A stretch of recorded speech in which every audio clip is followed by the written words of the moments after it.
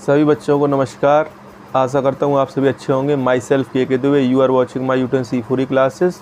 Today I discuss about law of chemical combination. आज हम लोग रासायनिक संयोजन के नियम पढ़ेंगे।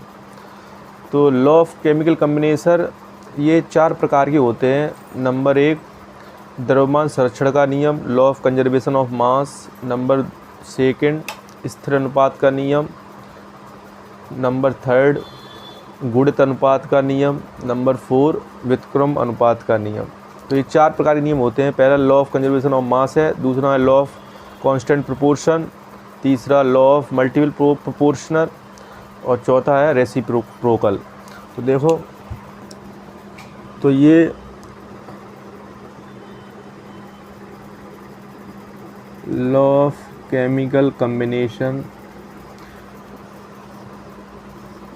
ये सामान्यतः 4 प्रकार के होते हैं। पहला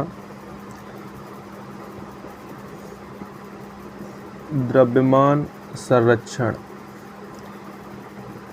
का नियम, तो law of conservation of mass. Second है स्थिर अनुपात का नियम, लॉ ऑफ कांस्टेंट प्रोपोर्शन। तीसरा है गुणित अनुपात का नियम, लॉ ऑफ मल्टीपल प्रोपोर्शन। चौथा है व्युत्क्रम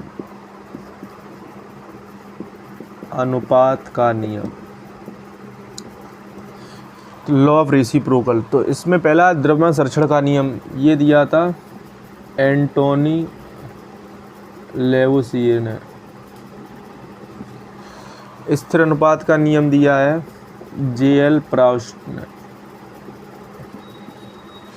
गुणित अनुपात का नियम दिया है जॉन डाल्टन ने। और जो व्युत्क्रम अनुपात का नियम है ये दिया है रिक्टर ने। तो इस प्रकार रासायनिक संयोजन के 4 नियम मुख्यतः होते हैं।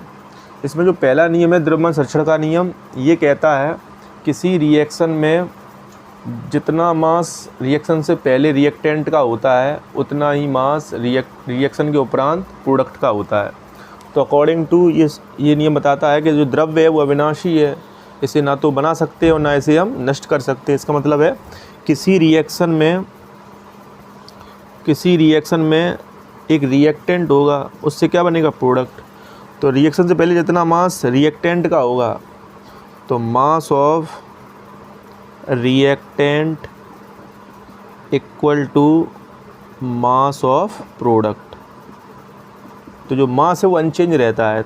तो अभिक्रिया से पहले जितना मास अभिकारक का होगा, अभिक्रिया के उपरांत उतना ही मास किसका होगा, प्रोडक्ट। तो ये कौन सा नियम है, द्रव्यमान संरक्षण का नियम। सेकंड जो आता है स्थिर अनुपात का नियम, ये बताता है कि कोई भी कंपाउंड जो होता है उसमें जो एलिमेंट्स होते हैं उन एलिमेंटों का एक निश्चित और स्थिर अनुपात होता है।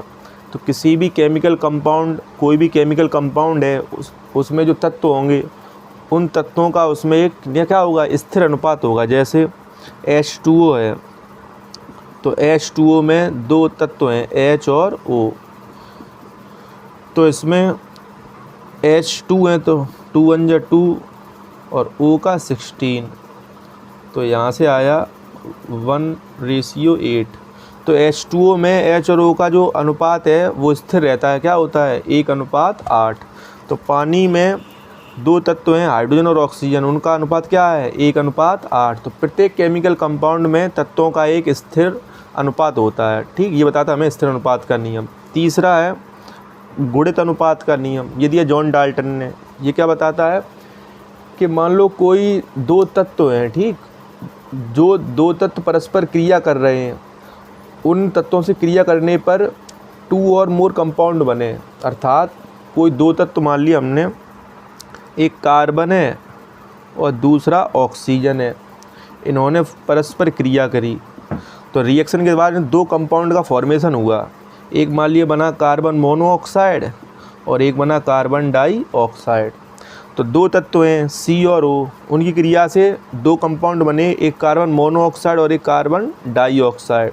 तो ये नियम बताता है गुणित अनुपात का नियम कि जब कोई दो तत्व परस्पर क्रिया करें, 2 और मोर कंपाउंड बने, तो उनमें एक तत्व का तो मास स्थिर रहता है। तो यहाँ पे देखो आप C का 12 रेशियो 16, CO2 में देखो C तो 12, O2 का हो गया 16 दूनी 32। तो एक का मास तो स्थिर है कार्बन का, लेकिन जो ऑक्सीजन है वो गुणित अनुपात में है। तो इसका क्या हो जाएगा 16 रेशियो 32 अर्थात 1:2।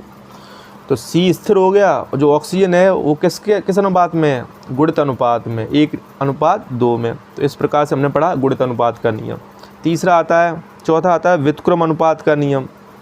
ये रिक्टर ने दिया। ये क्या कहता है कि कोई दो तत्व हैं, जब कोई दो तत्व किसी तीसरे तत्व से क्रिया करें, तो जब कोई दो तत्व हैं, जब वो तीसरे से क्रिया कर रहे, तीसरे एलिमेंट से, तब उनमें जो अनुपात होगा और फिर वो तत्व जो आपस में क्रिया करेंगे, जब वो तत्व आपस में क्रिया करेंगे तो उनमें भी एक निश्चित अनुपात होगा या गुणित अनुपात होगा।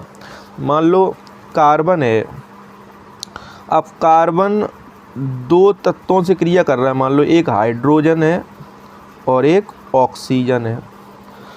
तो दो तत्व हो गए H और O, ये तीसरे तत्व कार्बन से क्रिया कर रहे हैं, ठीक। तो दो तत्व H और O क्रिया किन से कर रहे हैं, कार्बन से। तो जब C और H क्रिया करें तो बनेगा CH4, क्या बनेगा, और जब C और O क्रिया करें तो बनेगा CO2। तो दो तत्व H और O, इन्होंने तीसरे तत्व C से क्रिया की, तो दो कंपाउंड बने CH4 और CO2। तो यहाँ रेशियो का आया 12:4 और CO2 में आया 12:32। अब जब CH और O परस्पर क्रिया करेंगे तो जिनका अनुपात यहाँ पे होगा वही अनुपात इनका आपस में होगा। तो यहाँ देखो एक कांस्टेंट मान लो, तो अनुपात क्या लेके आया 4:32, 4 तो कट के आया 1:8। अतः जब भी H और O परस्पर क्रिया करेंगे तो उनका रेशियो क्या आएगा, या तो 1:8 आएगा या इसका कोई मल्टीपल आएगा।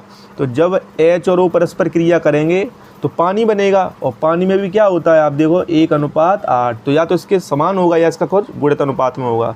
तो ये है व्युत्क्रम अनुपात का नियम कि जब कोई दो तत्व किसी तीसरे से क्रिया करें तो उन तत्वों में जो अनुपात होता है, उन कंपाउंड में जो अनुपात होता है, फिर वो तत्व जब आपस में क्रिया करेंगे तो उसका जो अनुपात होगा उसका सेम भी हो सकता है और उसका कोई मल्टीपल भी हो सकता है। इस प्रकार से हम लोगों ने चारों नियम पढ़े। अगर आपको अच्छे लगे हों तो इसे शेयर कीजिए, और आपके कोई भी डाउट्स हों तो कमेंट में टाइप कीजिए, और आपको चैनल पर नए हैं अगर आप, तो आप चैनल को सब्सक्राइब कीजिए। Thank you.